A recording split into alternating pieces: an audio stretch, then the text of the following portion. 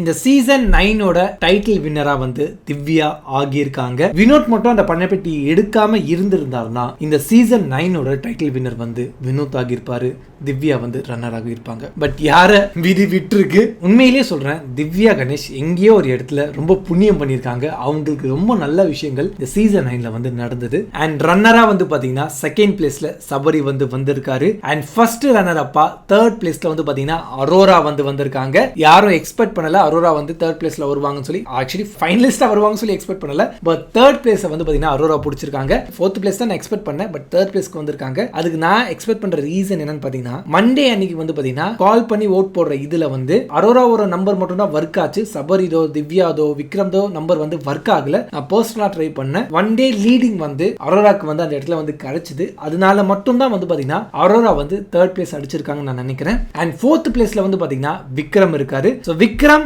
Actually third place deserve பண்றாரு. But ஆனா fourth place அடிச்சிருக்காரு. அந்த ஒன் டே அந்த voting ஒர்க் ஆகாதனால நான் நினைக்கிறேன்